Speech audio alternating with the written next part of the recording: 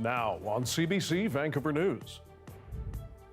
Have organized criminals breached the Vancouver Police Department's property office? A CBC News investigation looks at Project Loyalty and what happened with evidence in a high-profile murder case. Plus,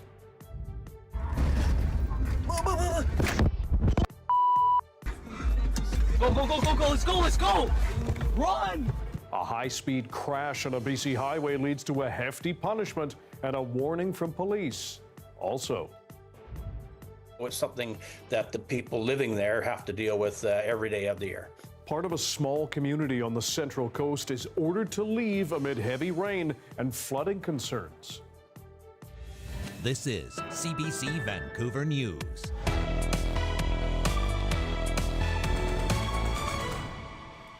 Hello, I'm Dan Burritt. Thanks for joining us. CBC News has learned the Vancouver Police Department is investigating the likelihood that organized criminals gained access to the force's property office. Project Loyalty is an obstruction of justice probe aimed at finding the people responsible for tampering with evidence seized in a high-profile murder case. The CBC's Jason Proctor has our top story. Have organized criminals breached the Vancouver Police Department's property office? That's the question the VPD is trying to answer with Project Loyalty, an investigation launched 3 years ago after an alarming courtroom scene we're only just learning about now. It involved 2 BlackBerries, taken from Larry Amero and Rabbi Al-Khalil. Al-Khalil is the killer who made headlines escaping custody in BC and winding up in Qatar, where he's since been recaptured. He and Amero were accused and eventually convicted of planning this 2012 gangland killing of Sandeep Dure in a downtown Vancouver restaurant. 2 of Al-Khalil's BlackBerries were seized and placed with other evidence from the case in the VPD's property office, and then somehow switched for 2 completely different BlackBerries. Imposter phones revealed in a hearing before a BC Supreme Court judge. And on one of those imposter phones was a message in French, purported to be from a dirty cop who claims he was told to plant evidence on the phone but instead erased it and left a note exposing corruption in the hopes it would be found one day. The Crown says this story is an easily exposed lie to benefit Al-Khalil and Amero. We know all this because the killer hired to carry out that 2012 hit tried to get information about Project Loyalty before his trial, where he ultimately pleaded guilty. CBC News has listened to those hearings and obtained 2 affidavits from Project Loyalty's lead investigator, who claimed the most viable theory is that the replacement of the seized phones with the imposter phones occurred in the VPD property office.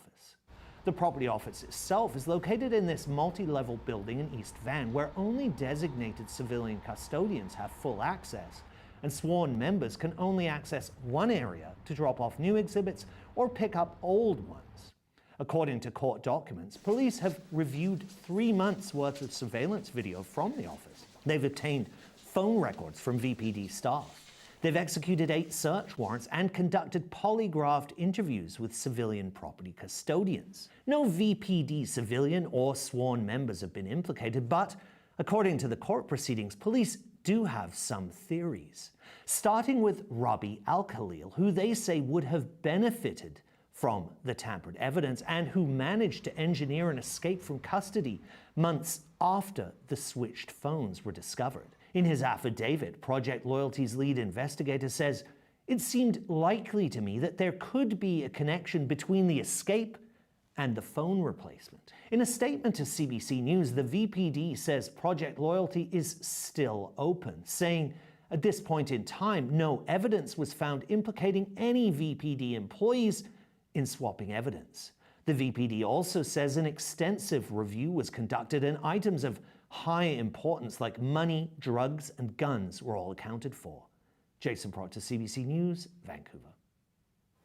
And Jason Proctor joins us now with even more. Jason, we heard about the 2 swapped phones in your story, but there's a 3rd phone? Yeah, so this also emerged during these proceedings. There's a 3rd phone that was seized at the same time as these other 2 that went missing from the property office. Now, we know from what we learned in court that there was an extensive search 120 hours, 42 hours of overtime. Some documentation went missing around the same time. That later reappeared. The killer at his hearing sort of brought this up because there was an email from the head of the property office at the time saying, something is amiss. Project Loyalty is not looking into that. That is not part of this investigation, which centers only on the two phones. But certainly this was raised as another strange occurrence involving a phone that had happened with regards to this case at the VPD's property office. Right. The CBC's Jason Proctor, thanks very much. And you can read much more on Jason's story at our website, cbc.ca/BC. Thanks, Jason. Thank you. Girls who were incarcerated at a long-closed detention facility that once described by the Vancouver Sun as a house of horrors have won a victory with the certification of a class action lawsuit. The claim filed in BC Supreme Court alleges girls held at the industrial home for girls in northeast Vancouver suffered systemic sexual, physical, or mental abuse. That institution operated between 1914 and 1973. It's since become condominiums. The judge ruled the suit filed by students can now proceed.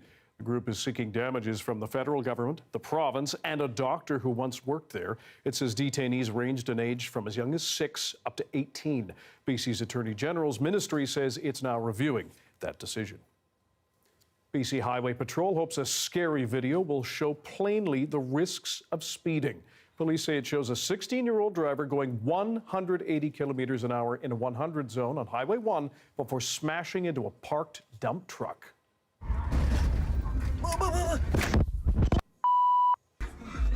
Go, go, go, go, go, let's go! Run! It happened last July on the Trans-Canada near Popcombe in the Fraser Valley. Police said the young driver had his learner's permit and did not stop for officers, so his license has been suspended for a year. What we're trying to illustrate, what we're trying to show people is how quickly or how poorly this could have ended.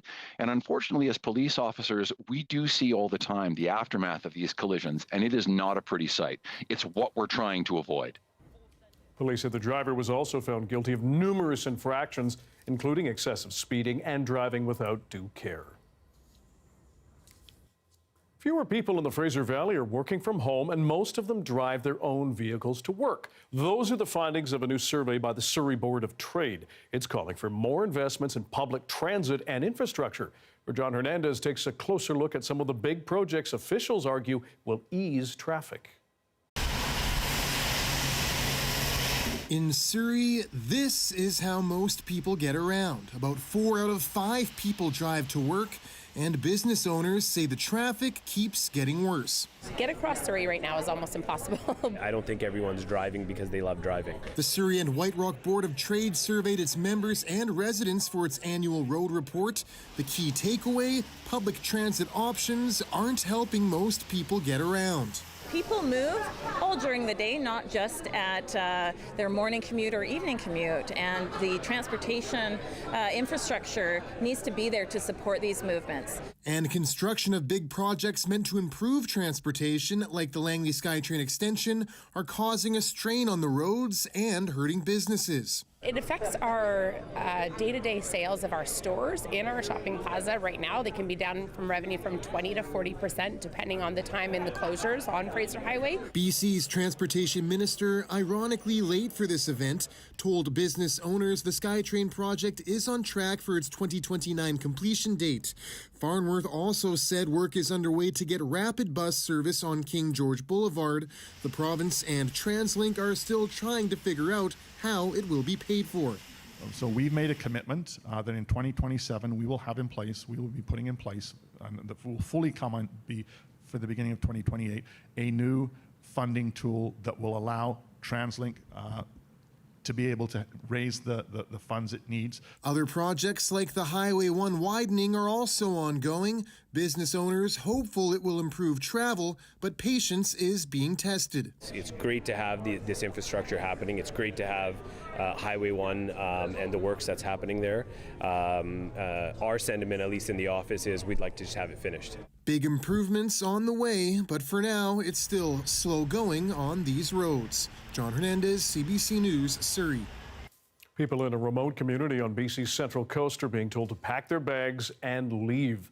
Martin Valley lies just outside Ocean Falls, accessible mostly by boat or plane. About 50 people live there year-round. It's been hard hit by rain in the past few days. A small slide back in December is sending a lot of water down into the community, hitting homes and eroding the road. The regional district says landslides have also been detected on slopes. The eastern side of Martin Valley, the one in red, is now ordered to evacuate to Ocean Falls, while the western side is on evacuation alert in yellow. Still, some people have decided to stay put. It sounds like the majority have decided to stay in their homes, which is their decision to make. At this point, there hasn't been a slide, so there's a risk of a slide. And they're aware of the dangers, but it's also Ocean Falls. We're pretty much 90% Ocean Falls in a slide zone. So it's something that the people living there have to deal with every day of the year. Meanwhile, over in the Rockies, Highway 93 between Invermere and the Alberta border has been closed because of an avalanche risk. The weather update is brought to you by Paul Davis Property Restoration Experts. When things go wrong, we do what's right.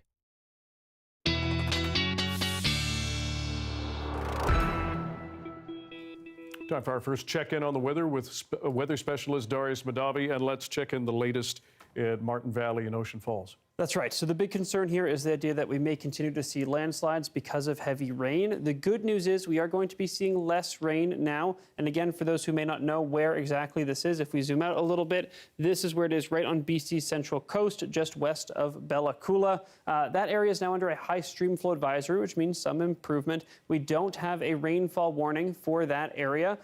We are expecting maybe a brief period of heavy rain tomorrow for the Central Coast. But for the most part, that atmospheric river is very much focused on the south coast in the next few days, pretty much tapering off Friday afternoon. But before we get there, as much as 150 millimeters for some areas. Dan, we'll have a closer look later in the show. Sounds good. Darius, thanks very much. Thank you.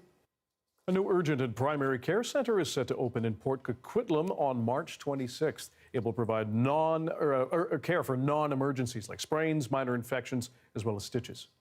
This center follows a team-based model, bringing together physicians, nurse practitioners, allied health professionals, social workers, and support staff. It will open with 20 full-time equivalent clinical staff, and the center will eventually grow to about 25 clinical staff, along with a dedicated support team. The province says the center will be able to serve 60,000 patients a year and is jointly funded by the government, Fraser Health, and the Eagle Ridge Hospital Foundation. It will be open 7 days a week from 9 a.m. to 8 p.m., including statutory holidays. The Bank of Canada has decided to keep its benchmark interest rate unchanged, at least for now. As Nisha Patel reports, it could go either way later this year because of events beyond this country's control.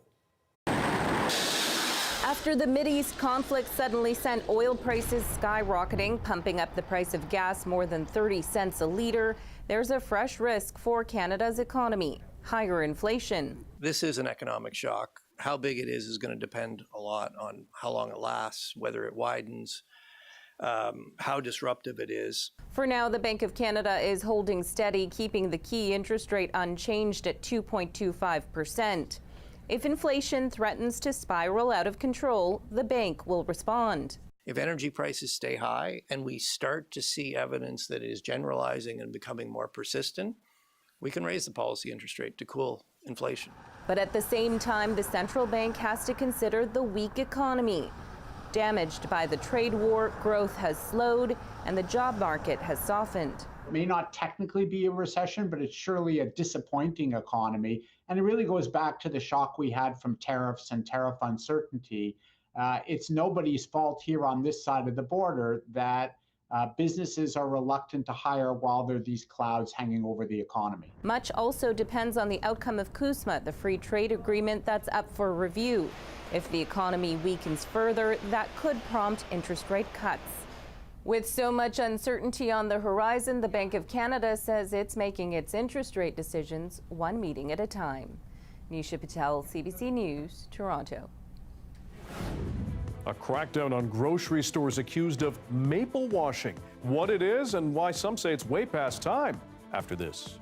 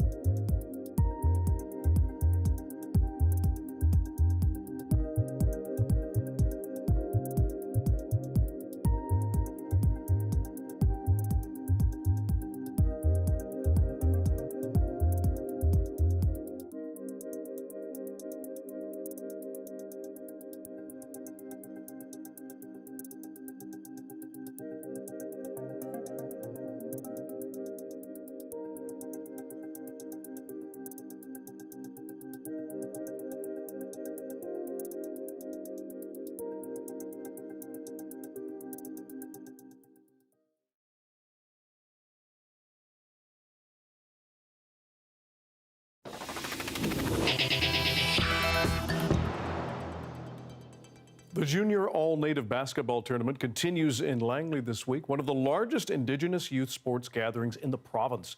The CBC's Benit Brach has more on one team's quest for gold.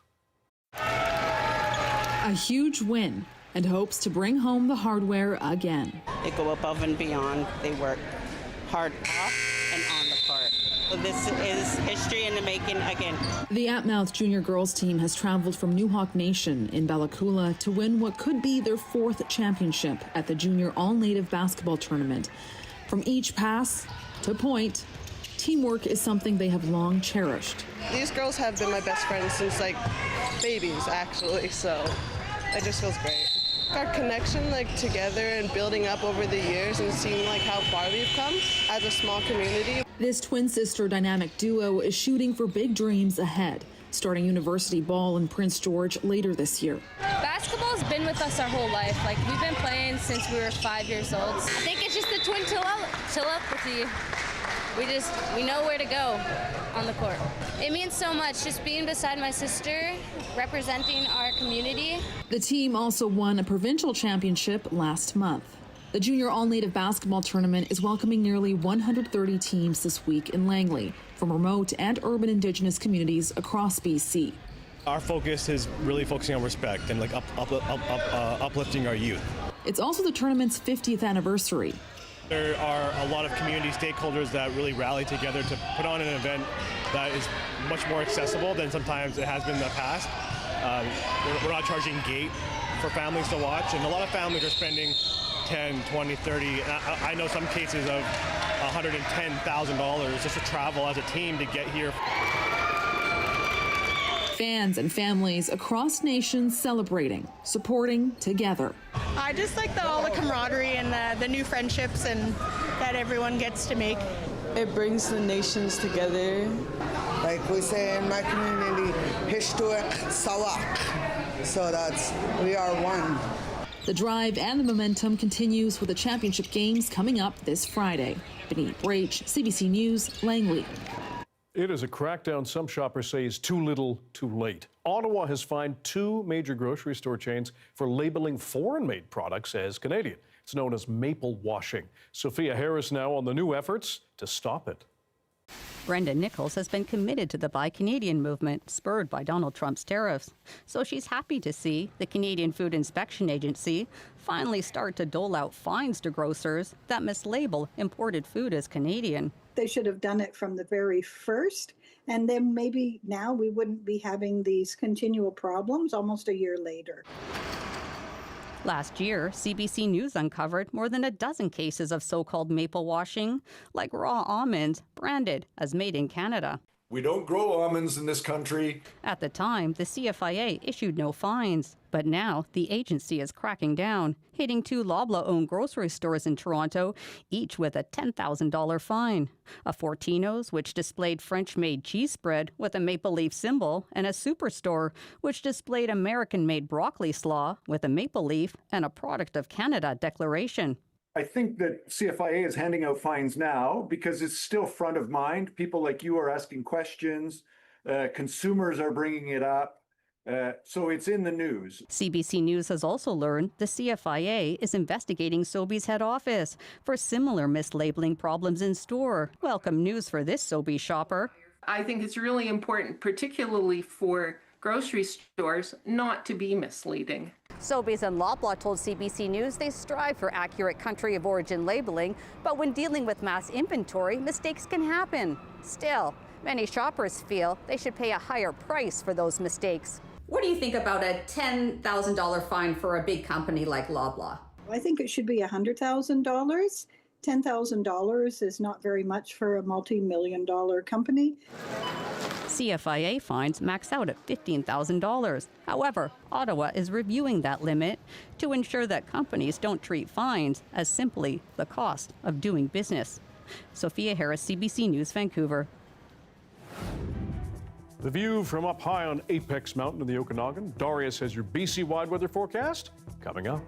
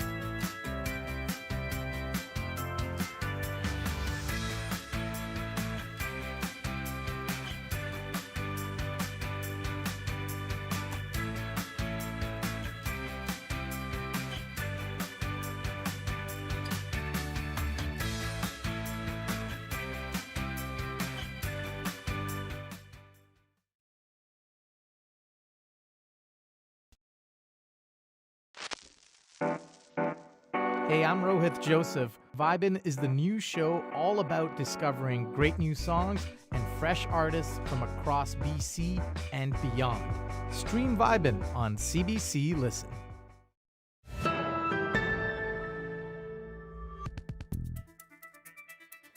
Iran continues to launch attacks on Israel, striking numerous targets. 2 elderly people were killed after one missile hit an area east of Tel Aviv. Another struck a nearby residential building.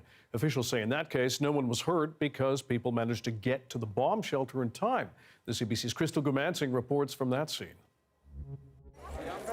This is the building inside the compound where a part of that Iranian missile came down. Emergency services explain that it came in at an angle, hitting the ground and then taking out a big chunk of the apartment. There were people in the complex, but they were all sheltering. One of those individuals who just lives across from this apartment told me that at the moment that that impact happened, she heard a loud explosion. She described a really strong smell, and then, of course, a debris field. Because it was just a piece of the ballistic missile, it didn't shake the building the way that some direct impacts of like one solid missile have shaken the building in the past.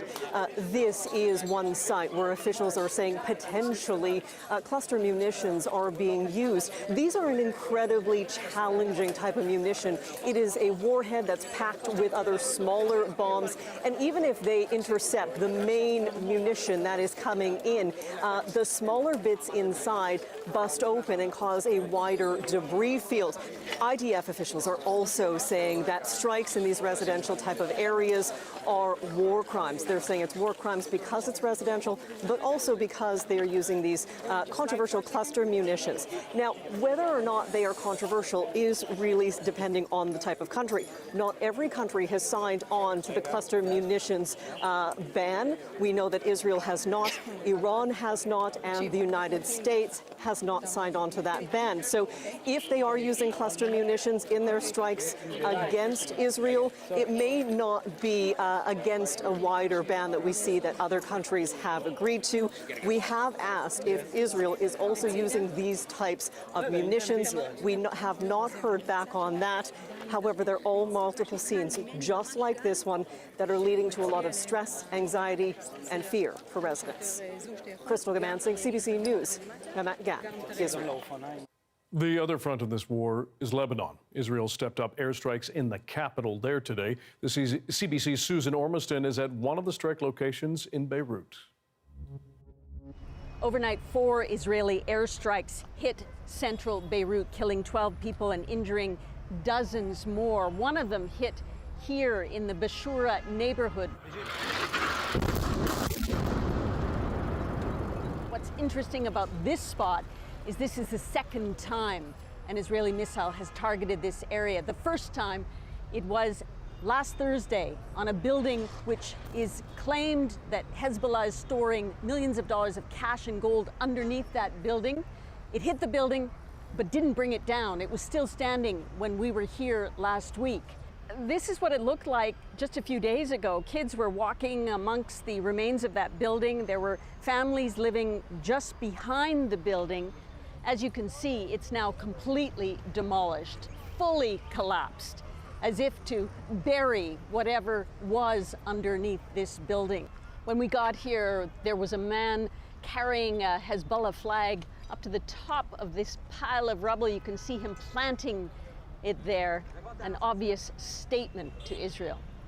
The attacks last night were some of the worst in central Beirut in decades. Israel says the wave of attacks was in response to Hezbollah rockets, 100 of them, and drones flying from Lebanon into Israel late yesterday. So what we're seeing here is now daily attacks on both sides. All this as the IDF is reportedly preparing for a possible ground invasion, a full-scale invasion into southern Lebanon, in spite of immense pressure internationally, including from Canada, to try to find a negotiated solution instead of escalating this war. Susan Ormiston, CBC News, Beirut. Donald Trump's top intelligence officials faced tough questions from U.S. lawmakers about the Iran war. They testified before the Senate Intelligence Committee about what they knew before America launched its attacks and whether Tehran posed an immediate threat. Chris Reyes has more from New York. CIA Director John Ratcliffe, National Intelligence Director Tulsi Gabbard, and other intelligence officials went before a Senate committee hearing this morning. They faced questions on Iran, starting with the threats it posed on the U.S. Iran and its proxies continued to attack U.S. and allied interests in the Middle East. Prior to Operation Epic Fury, the ICS says Iran was trying to recover from the severe damage to its nuclear infrastructure sustained during the 12-day war and continued to refuse to comply with its nuclear obligations with the IAEA, refusing them access to key facilities. If left unimpeded, yes, Senator, they would have the ability to range missiles to the continental U.S. It's one of the reasons why degrading Iran's missile production capabilities that is taking place right now in Operation Epic Fury is so important to our national security. The hearing is held annually and meant to brief the American public on worldwide threats facing the U.S.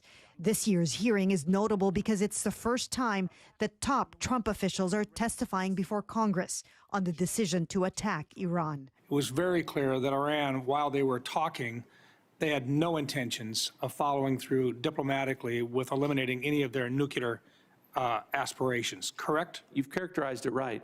Diplomatically, they were saying one thing. The intelligence was reflecting quite the contrary. On the Strait of Hormuz, there was a tense exchange between Democratic Senator John Ossoff and Director Gabbard. Ossoff accused her of evading the question on the intelligence that led Trump to conclude there was an imminent threat. You're here to be timely, objective, and independent of political considerations. Exactly what I'm doing. No, you're evading a question because to provide a candid response to the committee would contradict a statement from the White House. Both Ratcliffe and Gabbard in their testimony shared that the United States faces multiple potential threats, not just from Iran, but from Russia, China, North Korea, and Pakistan, all of whom they say have been assessed by the U.S. intelligence community to be either researching or developing weapons that could reach the U.S. mainland. Chris Reyes, CBC News, New York. About 80% of all the oil and gas shipped through the now closed Strait of Hormuz is bound for Asia. But that vital waterway again remains essentially shut by Iran. The International Energy Agency has called it the largest oil supply disruption in history. Salima Shivji now with looking at how some countries in South Asia are coping with that shortage. The pain of gas shortages because of the war is hitting so many countries in Asia. In Sri Lanka, a country that has dealt with a deep cut in supply before when it was near financial ruin 4 years ago, it's deja vu. Long lines outside gas stations as the country rations its gas and people are left wondering why. I've been queuing since 4:30 this morning, this tuk-tuk driver says. I have no idea if my children have eaten or not. Others started this war, but we're the ones suffering, says fellow tuk-tuk driver Samuel Paris. It's hard to make a living.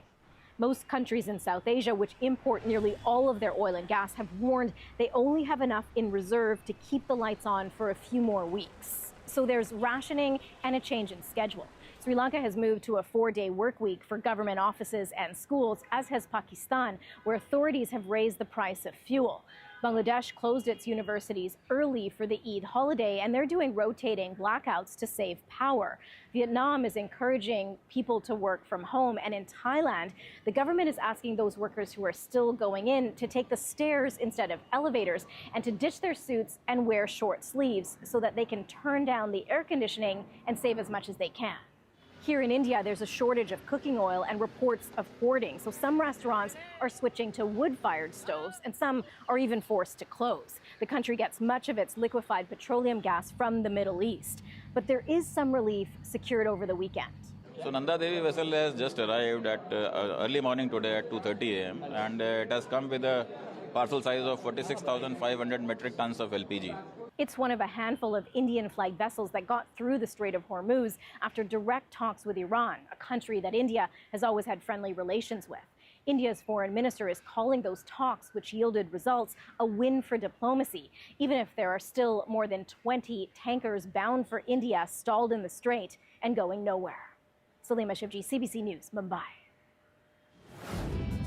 Coming up, the little flower that really could. Researchers at UBC and Cornell discover the mighty scarlet monkey flower can quickly change with the climate. The CBC's Johanna Wagstaff has that story next.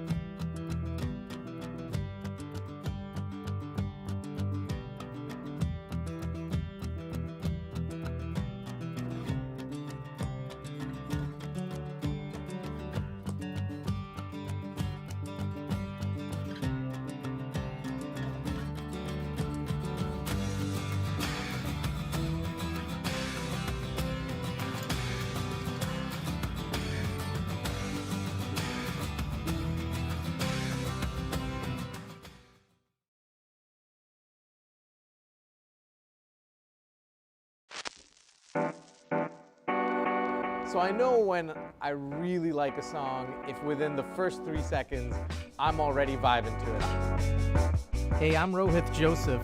Vibin' is the new show all about discovering great new songs and fresh artists from across BC and beyond. It's not one person dictating what good music is, it's the community sharing what good music is. Stream Vibin' on CBC Listen. For the first time in the wild, researchers have shown plants can evolve quickly enough to rebound from extreme drought. It's a rare ray of hope in an often gloomy climate landscape. The study is from UBC and Cornell University. The CBC's Johanna Wagstaff has more.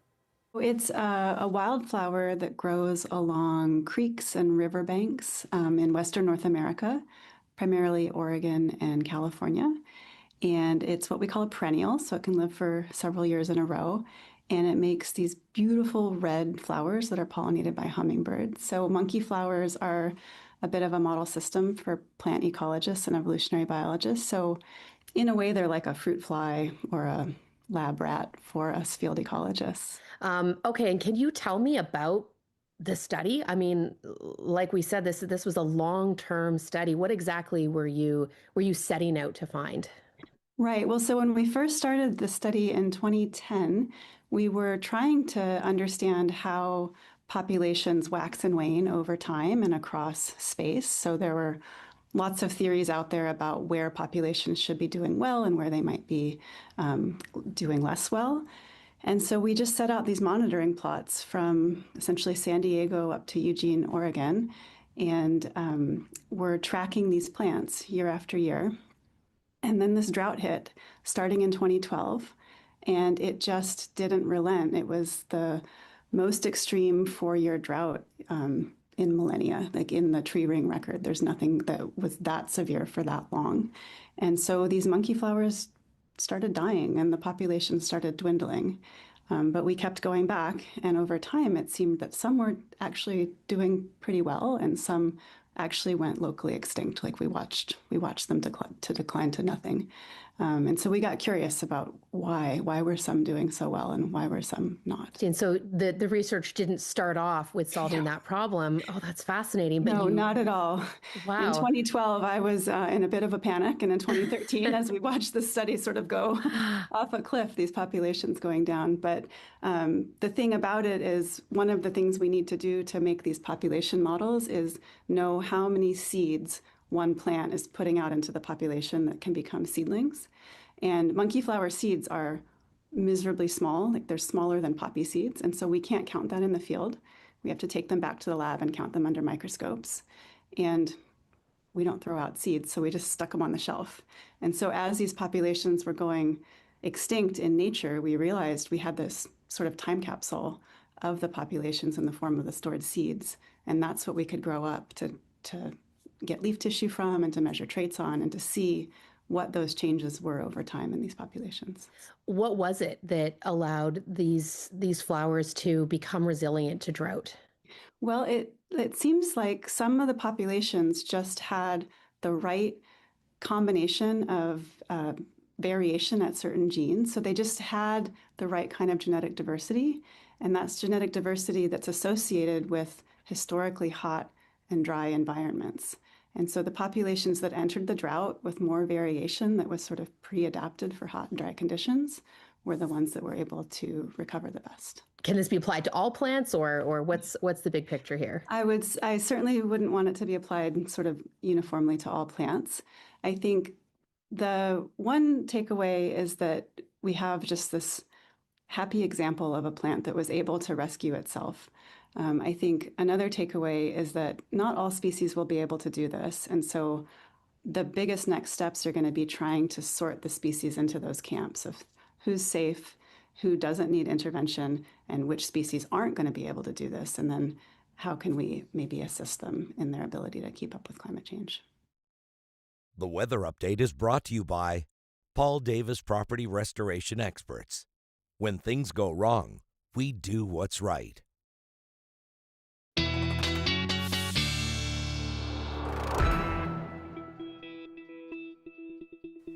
Time for the BC-wide weather forecast with science and climate specialist Darius Madavi. And wow, it has been wet a lot throughout our province. That's right. Very wet across much of the south and central coast especially, but other areas too being hit hard. Lots of snowfall in places like the inland north coast and the central interior. What we're looking at here is mainly footage collected in the lower mainland. Lots of heavy rain coming in places like Coquitlam. Coquitlam, the weather station there, having recorded the highest totals on the lower mainland, about 150 millimeters as of this morning. But parts of western Vancouver Island as well, because of this atmospheric river dropping all that moisture, recording as much as 333 millimeters on the small island off the coast of Tofino. So very heavy rainfall coming. This is one way to look at it, but we can also take a look at the actual water vapor coming in. The white and the blue here indicates air that is containing a lot of moisture, and all of that being dropped on the south and central coast. In the next couple of days, mostly remaining focused on the south coast in particular. So expect a lot more moisture to be feeding in here right through the afternoon, maybe evening on Friday. And then that atmospheric river will start to fade away and move south off of us. We may see another impulse of moisture around the middle of next week, though. We looked at this earlier, but again, 100 to 130 millimeters for parts of the Fraser Valley, northern Metro Vancouver, like Quitlam and the North Shore, and then also for the west coast of Vancouver Island, closer to 40 to 80 millimeters for other parts of Vancouver still over the next 48 hours or so, and closer to 50 to 75 up around Whistler. You can see that heavy rain on the radar over the last 48 hours continuing to stream in to these regions. And if we zoom in for a second here, I have to mention something. I was off the last couple days, Dan. I was taking a bit of time in Victoria. So much drier than it is here. So much drier.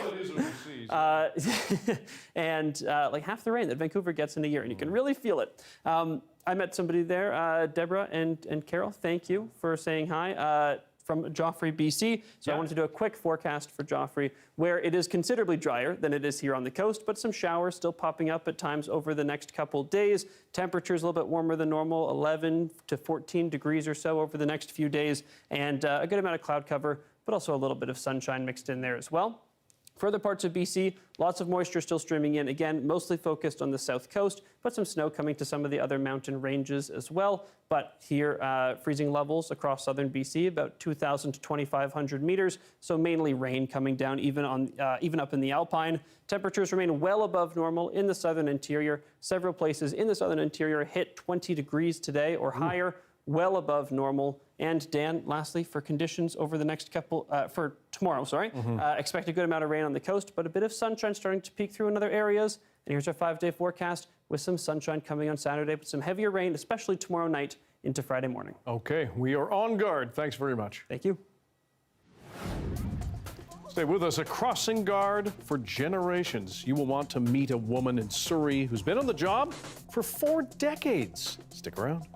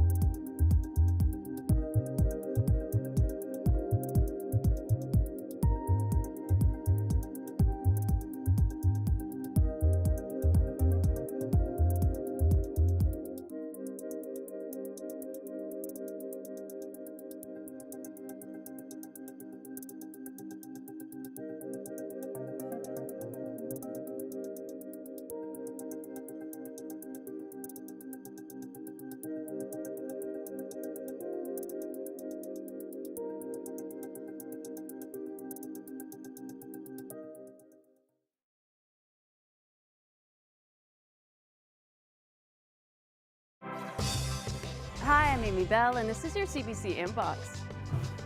Join CBC on Saturday, April 11th at the Vancouver Fasaki Festival, a Sikh celebration of the coming of a new year.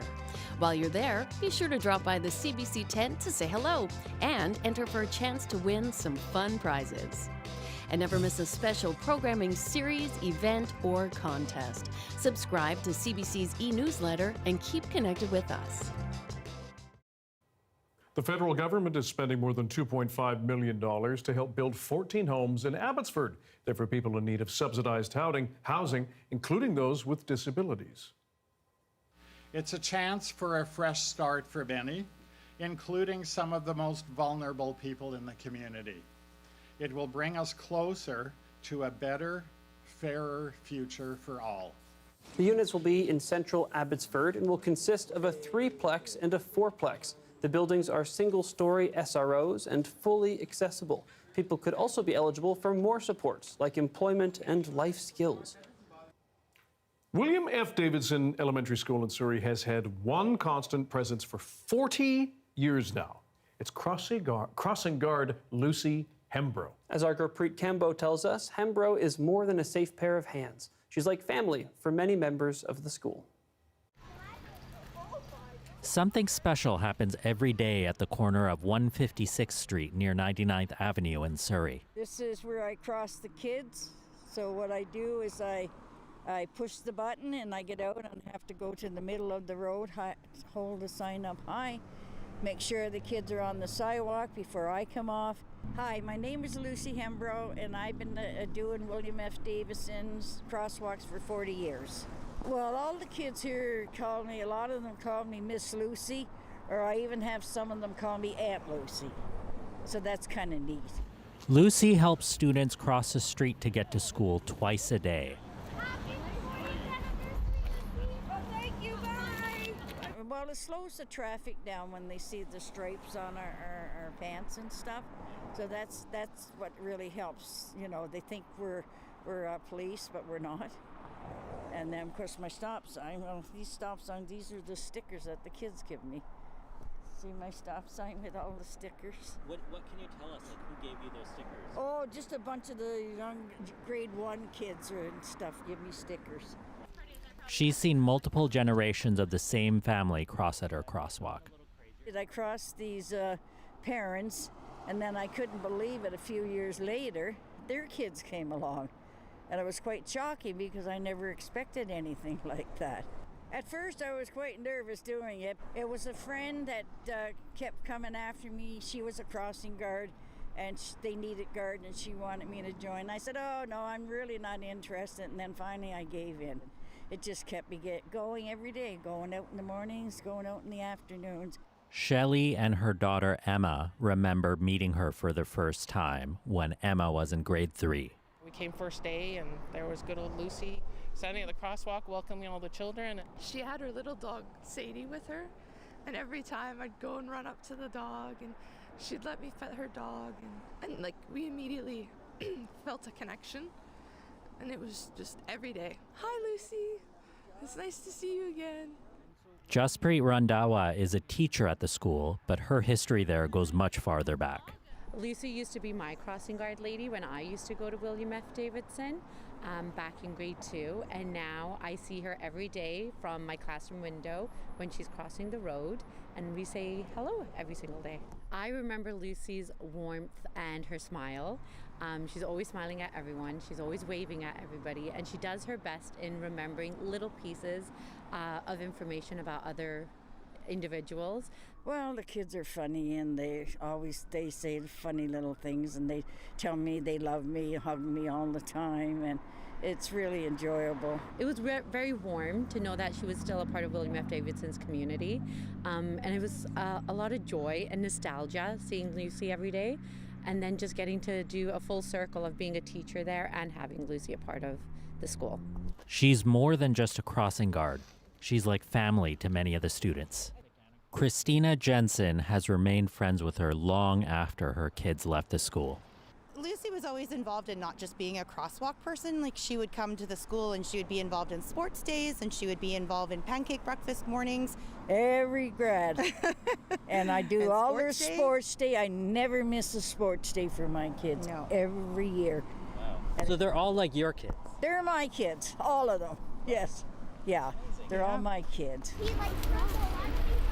People come back to visit her all the time. One time I had he's a police officer now. He came back. He had his 2 kids with him, and he came by to say hi. And there's all kinds of other people that come by and stop and say hello, or they toot the horn and they holler out their window. And she continues to be family to some long after they've left the school. She almost became part of the second grandma, in essence, to these guys. And we started hanging out, going to her house, having tea with her, and then she would invite her to her house. And then it just turned into Christmases we'd spend together. She makes these special cookies for me, even to this day. She has a batch aside for me, and she really has that grandma feeling. After 40 years, she's still going. I think the school really cares about her, and when she's not here, students do often ask where Lucy is. She's always felt more than just a cross guard to everybody. Like, even just driving by now, you've had people honking going, "Hi, Lucy." Well, it's a long time, and I'm hoping that I could go on a little bit more, but I'll have to see how things go.